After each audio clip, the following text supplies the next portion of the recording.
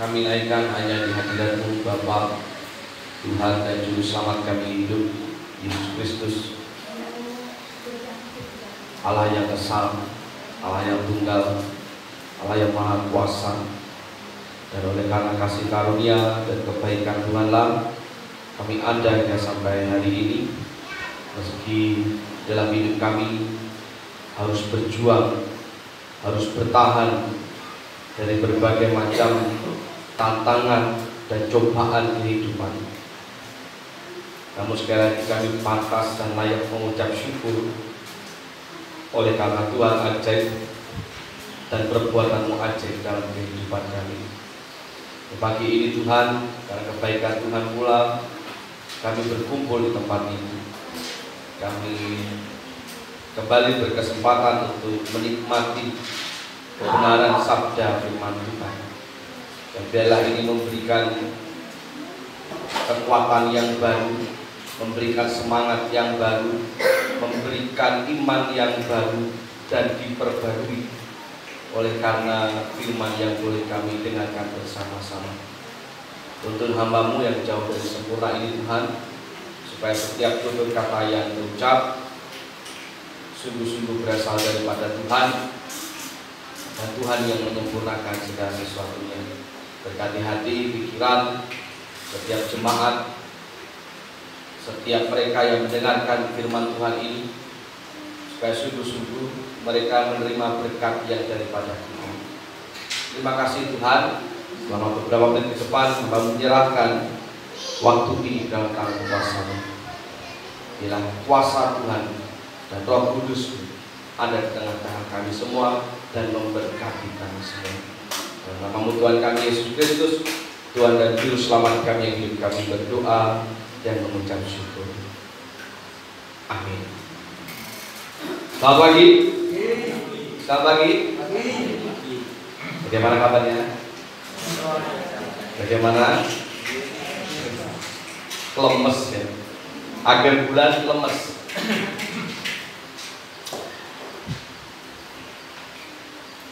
Apa toh sesungguhnya yang orang cari itu? Apa yang manusia cari? Mengapa ada orang yang pada akhirnya kurang bersemangat? Mengapa pada akhirnya ada orang yang lemes selain karena sakit? Tapi apa yang manusia cari? Apa yang manusia cari? Uang? Kaya?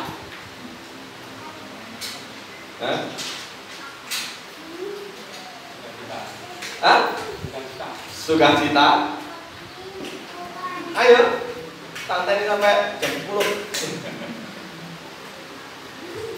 Macam-macam yang orang cari, yaitu ada uang, ada kekayaan, ada harta, ada laki-laki yang mencari istri cantik. Oleh orang muslim cantik, pokok cari terus, koleksi aja pokok dulu. Nanti yang paling cantik ya itu yang dinikahi, atau semuanya dinikahi. Boleh yang paling ayu, nemu ayu sini ditemu, ya. Lihat ayu sini ditemu. Atau juga ada perempuan yang mencari suami yang tampan, suami yang mapan, dan macam-macam yang dicari oleh manusia. Tetapi kesemuanya itu sesungguhnya bertujuan kepada satu hal, bahwa setiap manusia itu pengen, rindu, mau memiliki hidup yang tadi pada terkatakan penuh sukacita. Mengapa orang mencari kekayaan? Karena pengen uripnya seneng, ya kan? Pengen uripnya nyaman, penuh damai sejahtera. Mengapa orang berlomba-lomba mencari pasangan yang mapan? Supaya uripnya nyaman. Orang mikir tua MY. Tapi begitulah. Dan masih banyak hal yang dicari oleh manusia, dan kesemuanya itu menurut saya bertujuan kepada satu hal, yaitu kenyamanan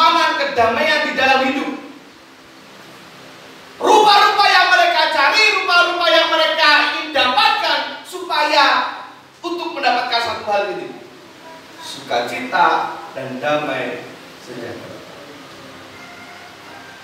Nah, pertanyaannya satu, apakah ketika seseorang mendapatkan kekayaan, uang, harta benda, apakah ketika seseorang mendapatkan istri yang cantik, anaknya Pak Lurah, warisannya akeh, sawah akeh, apakah ketika seorang perempuan mencari suami dan mendapatkan suami yang tampan, mapan, kaya,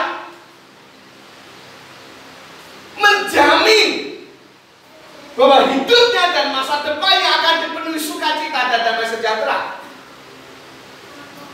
Jamin apa betul?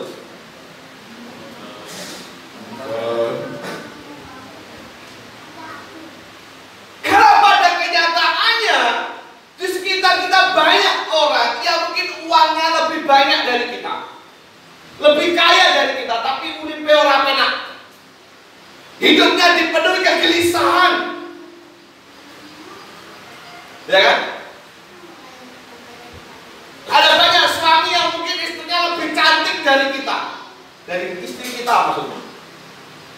Ada banyak istri-istri yang suaminya lebih mapan daripada suami Anda. Pertanyaannya satu hal lagi, apakah itu sudah menjamin hidup mereka menjadi damai sejahtera?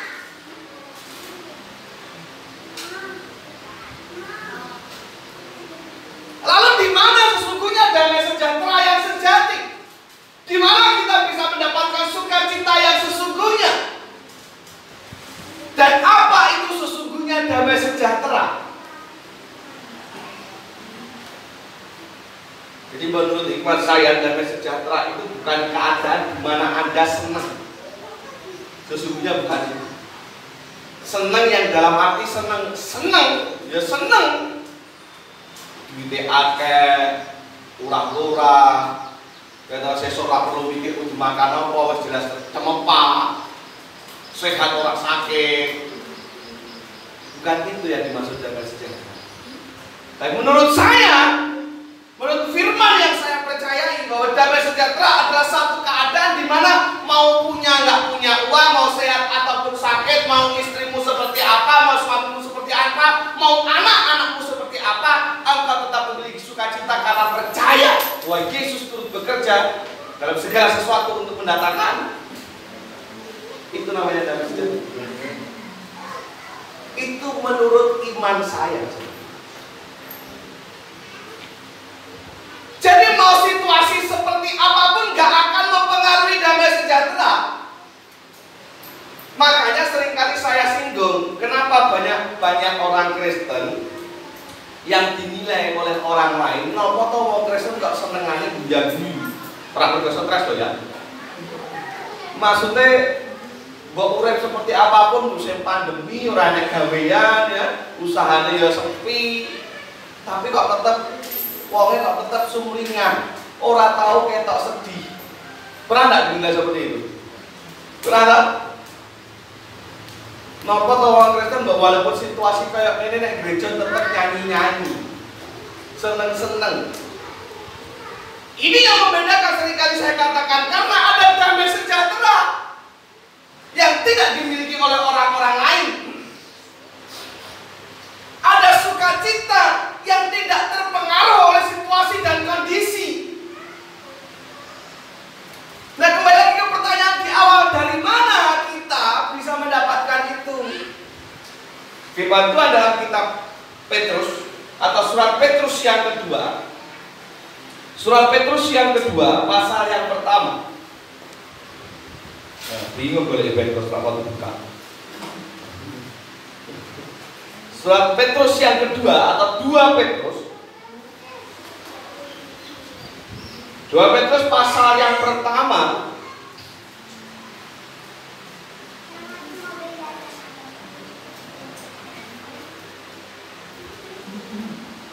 Dan 2 Petrus pasal yang pertama ayatnya yang kedua. 2 Petrus pasal yang pertama ayatnya yang kedua. Firman Tuhan berkata demikian. Kasih karunia dan damai sejahtera melimpahi kamu oleh pengenalan akan Allah dan dan akan Yesus Tuhan. Jadi kasih karunia dan damai sejahtera itu akan melimpahi hidup kita manakala jikalau kita memiliki pengenalan yang baik, pengenalan yang mendalam akan Allah dan Yesus sebagai Tuhan kita. Dengan kata lain, kalau orang mau hidup damai sejahtera yang tidak peduli apapun situasi kondisinya, di mana orang mendapatkannya, yaitu dari pengenalannya yang baik, yang benar, yang mendalam akan Allah dan Yesus yang adalah Tuhan. Atau dengan kata lain, kalau orang mau hidupnya damai sejahtera tanpa melihat situasi kondisi, dari mana didapatkannya? Hanya ada di dalam Yesus. Tapi ada tidak orang Kristen yang hidupnya tidak damai sejahtera? Ada tidak orang Kristen yang hidupnya masih dipengaruhi oleh situasi kondisi? Artinya yang duit akan seneng, aja duit akan susah. Artinya ada masalah akan susah, kalau tidak ada masalah semua baik-baik saja akan seneng. Ada tidak?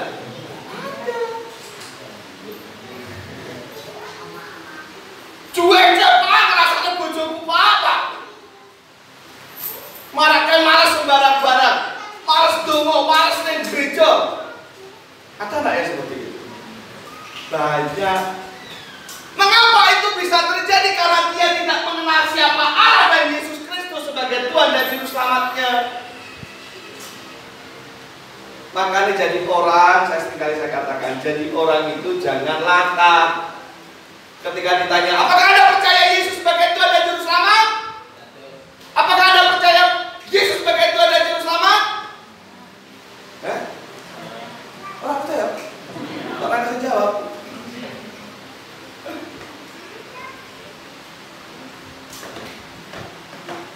Percaya deh, ojo latah. Hari-hari ngomong percaya melu-melu lah, daripada lu dikira orang percaya gitu ya. Tapi percayalah dengan sepenuh hati, dengan kekuatan iman yang mendalam. Banyak orang yang akhirnya meninggalkan Tuhan karena kekayaan, karena jabatan, karena pangkat. Mengapa? Karena tidak mengenal Yesus Kristus sebagai Tuhan dengan mendalam. Akhirnya orang berpikir, dengan meninggalkan Tuhan sehingga aku bisa mendapatkan jabatan itu, maka hidupku akan lebih damai. Percuma melu Yesus Kristus puluhan tahun tapi uripku pada kayak ini, berarti dia tidak kenal siapa. Percuma ikut Tuhan Yesus sekian lama, sekian puluh tahun, uripku tetap penuh masalah, berarti Anda belum kenal siapa.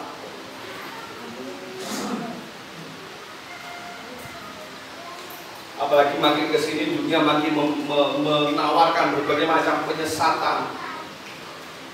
Tidak hanya dari golongan atau kalangan orang yang tidak percaya Yesus atau yang tidak seiman kita, bahkan dari mereka yang katanya seiman pun mulai banyak yang menyesatkan. Harus berhati-hati.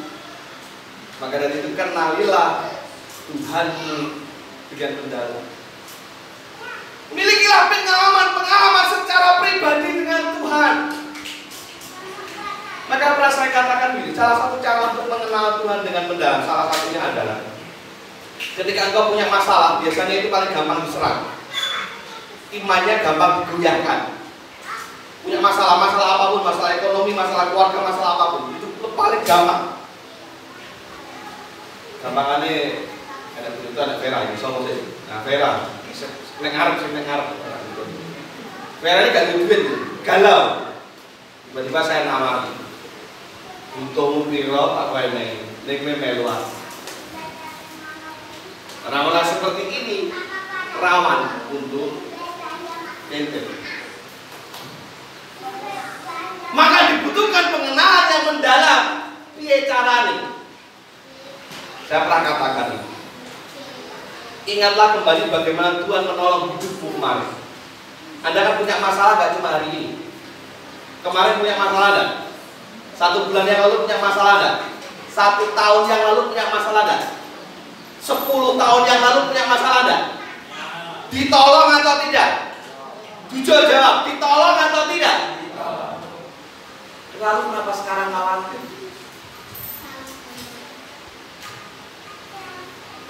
Masalah yang 10 tahun lalu sudah terlewati belum? Masalah yang minggu kemarin sudah terlewati belum? Kuat toh? Kuat toh? Lalu kenapa sekarang masih ragu dan khawatir? Itu cara kita mengenali Tuhan. Kenapa saya harus meninggalkan Tuhan yang 10 tahun lalu mengangkat saya dari lembah yang kelam? Kenapa hanya karena masalah yang seperti ini saya harus meninggalkan Tuhan, padahal baru minggu kemarin Tuhan sudah tolong saya? Itu salah satu cara paling gampang untuk mengenal.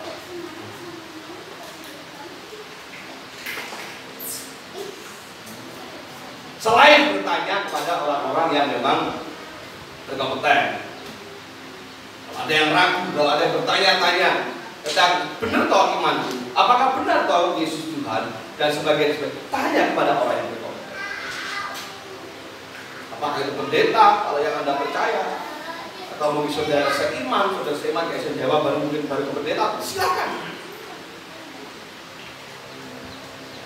Tapi mari kita terus melakukan pengenalan yang semakin mendalam dengan Tuhan, supaya iman kita tidak dapat digoyahkan oleh. Perlu diadakan seminar apapun yang menguatkan iman tentang ketuhanan Yesus Kristus, atau seminar tentang bagaimana perpuluhan. Banyak orang yang sudah banyak jatuh di perpuluhan. Kenapa saya bilang jatuh di perpuluhan? Karena saya tidak jujur. Apakah kita harus perpuluhan sih? Apakah orang Kristen itu harus perpuluhan? Karena kalau hanya dibahas di khotbah itu nggak cukup. Anda nggak bisa bertanya. Dengan saya menjelaskannya juga terbatas waktu. Ya, ada seminar. Oke, tak setuju. Tapi suatu saat pasti akan saya adakan. Karena kita betul, Anda betul, entah itu berbicaranya saya atau siapapun, dia bisa menguasai tentang seminar akhir zaman, tentang kiamat. Belum paham tentang kiamat? Belum paham? Orang tidak membahas tentang kapan kiamatnya, tapi bagaimana kiamat itu terjadi menurut sudut pandang kita Kristen. Dan bagaimana posisi kita ketika kiamat itu terjadi. Perlu itu. Jadi tidak hanya sekedar penerapan hidup, tapi ilmu pengetahuan tentang iman kita itu terus. Nanti kita programkan tentang sepanjang apa. Jadi kembali lagi, mengapa banyak orang pada akhirnya meninggalkan Tuhan? Mengapa banyak orang yang akhirnya ragu dengan imannya? Mengapa akhirnya banyak orang yang jatuh dalam dosa? Karena dia tidak mengenal Tuhannya dengan benar. Maka ketika engkau khawatir, ketika keraguan melanda hidupmu, ketika itu terjadi, ingatlah kembali bagaimana Tuhan sudah menolong Anda.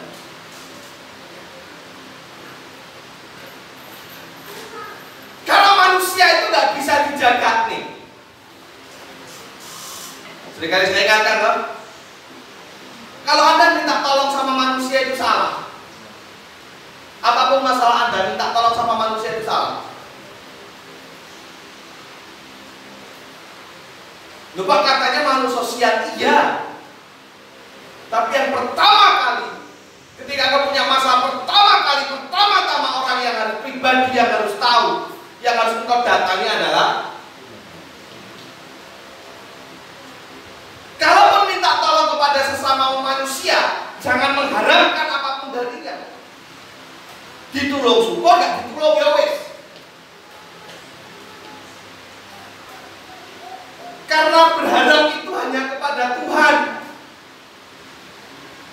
Semakin Anda berharap kepada manusia dan kepada pertolongan manusia, maka siap-siap Anda akan semakin kecewa. Karena semua manusia siapapun itu bisa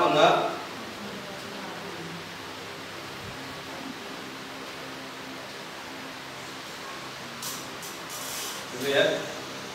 Jadi hati-hati.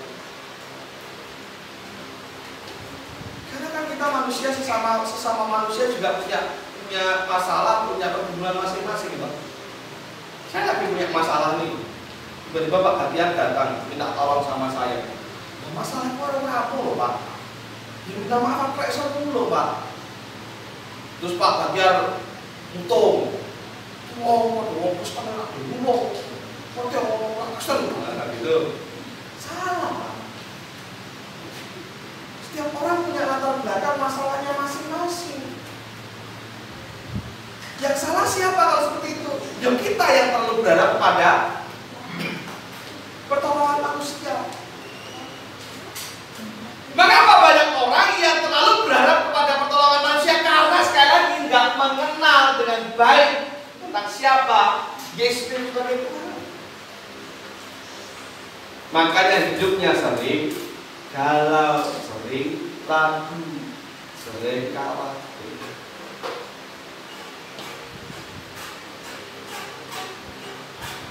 Jadi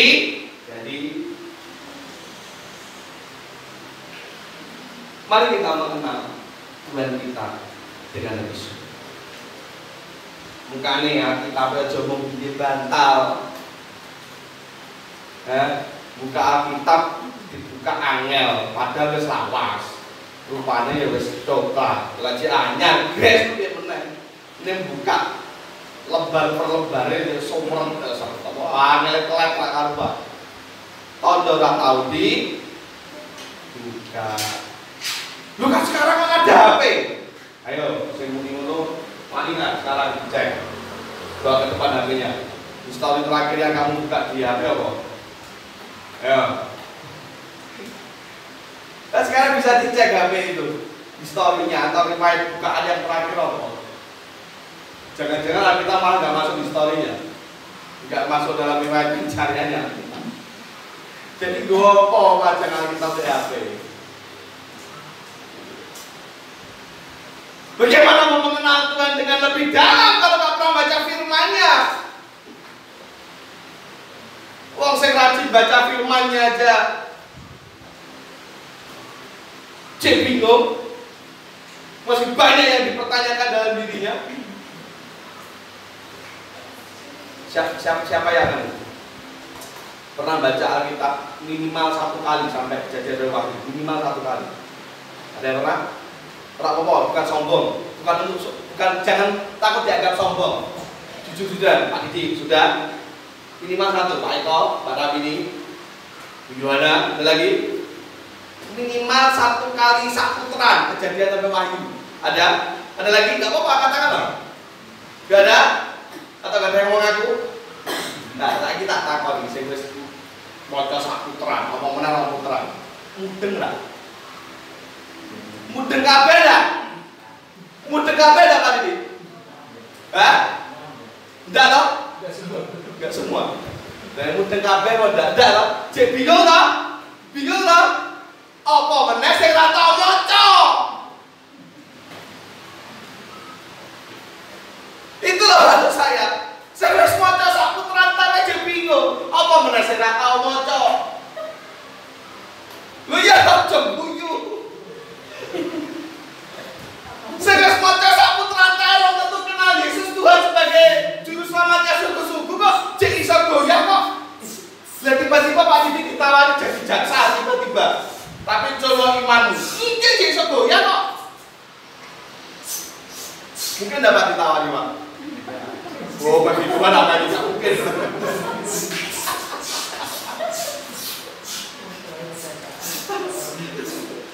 Tak angkat jadi pegawai tetap tapi tinggal imanmu Pak. Ayo, tapi mungkin lagi ya.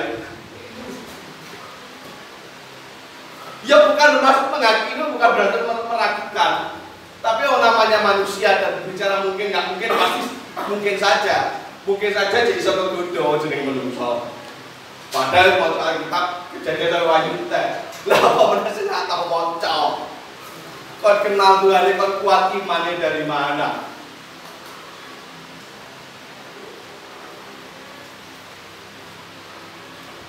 Jangan dianggap sebagai satu kesombongan.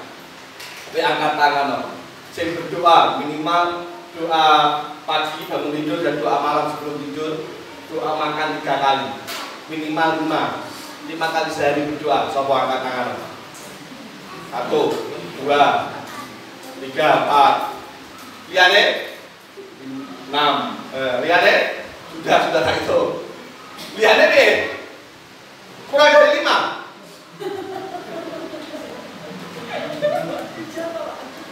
Sing 5 doa makan. Nah, makan itu loh, berapa? 2 kali. Ya sebenarnya doa sebelum tidur apa sesudah tidur, bangun tidur kalau sebelum tidur dan doa makan minimal itu. Jadi bisa goyah ya.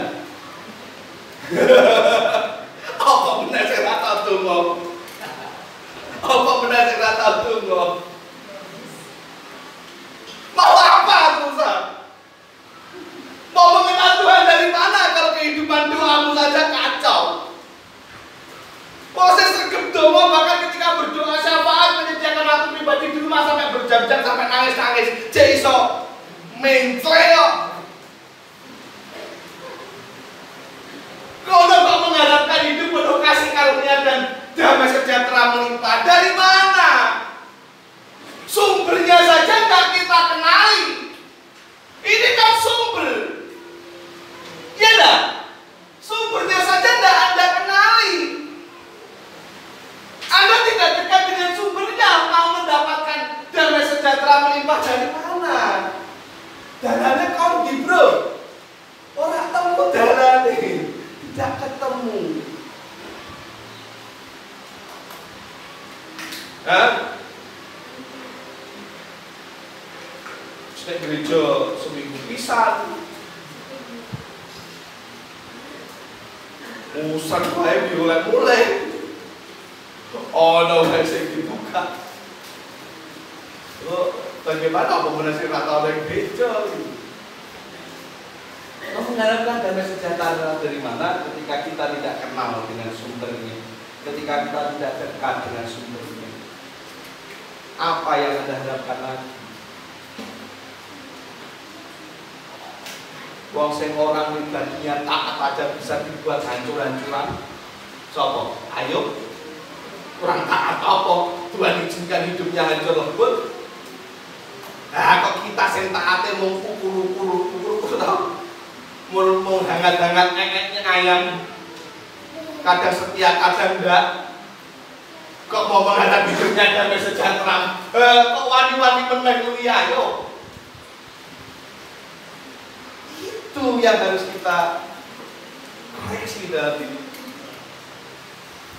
Jadi ya kalau mau hidup damai sejahtera, atau kalau Anda sedang mempertanyakan apa toh sesungguhnya yang terjadi Tuhan, kok sampai hidupku seperti ini, mari kita koreksi. Jangan-jangan kita tidak mengenal dan sedang tidak dekat dengan sumbernya, yaitu Yesus Kristus sebagai Tuhan. Jangan-jangan iman kita, percaya kita melata. Mengapa lata? Karena pada kenyataannya Tuhan bukan prioritas hidupnya. Karena kalau orang percaya sungguh-sungguh itu harusnya Yesus menjadi prioritas hidup. Karena tidak ada damai sejahtera, kasih karunia, sukacita sejati yang bisa kita dapatkan kalau tidak dari Yesus. Itu yang saya alami dan itu yang saya iman. Tidak akan pernah kita temui damai sejahtera di mana tempatnya kalau tidak Yesus. Mau apapun yang sedang terjadi saat ini, situasi kondisi yang tidak baik dalam hidup Anda hanya akan dapat menikmatinya, mengucap syukur kalau Anda punya damai sejahtera. Masalahnya damai sejahtera itu cuma ada di dalam Yesus. Tidak ada satupun keyakinan yang berani menjamin itu selain Yesus. Keselamatan, kekuatan, kesabaran, kemampuan. Tidak ada satu pribadi pun, tidak ada satu keyakinan pun yang berani menjamin selain Yesus. Tidak ada satu pribadi yang berani ngomong kalau kamu mau minta, mintalah dalam namaku. Tidak ada seorang pun yang berani berkata itu selain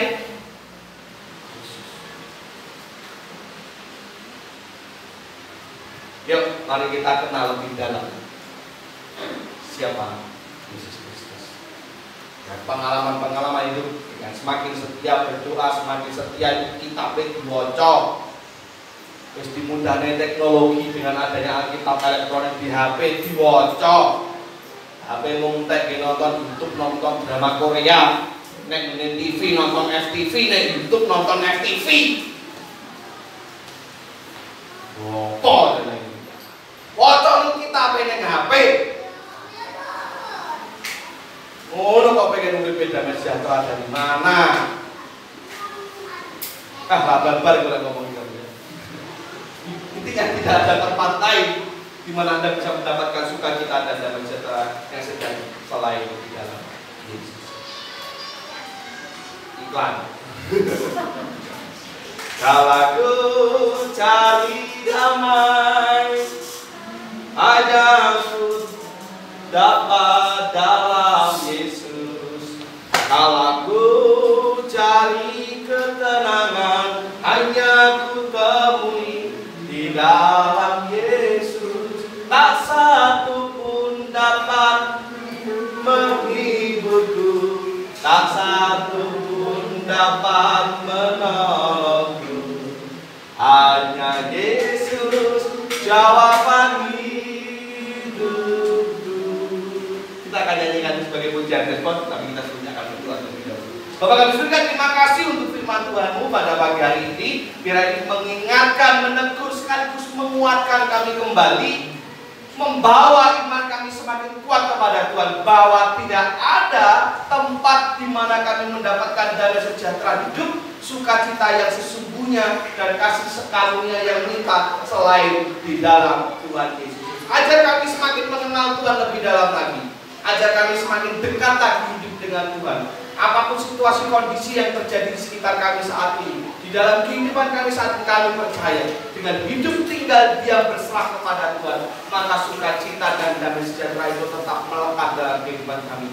Kami yang terjadi dalam hidup kami sekarang ini, tidak ada sedikit pun maksud Tuhan untuk menjerumuskan kami, tidak ada sedikit pun maksud Tuhan untuk membuat kami terpuruk semakin dalam. Namun kami percaya sebaliknya bahwa Tuhan sedang punya rencana, Tuhan sedang punya urusan, dan bahkan Tuhan sedang menyiapkan berkat, sukacita damai sejahtera yang sesungguhnya ketika kami dapat melewati semua ini dengan mengandalkan Tuhan sepenuhnya dalam kehidupan kami. Terima kasih Tuhan, di dalam nama Tuhan kami Yesus Kristus, Tuhan dan Juru Selamat kami hidup, kami berdoa dan mengucap syukur. Amin.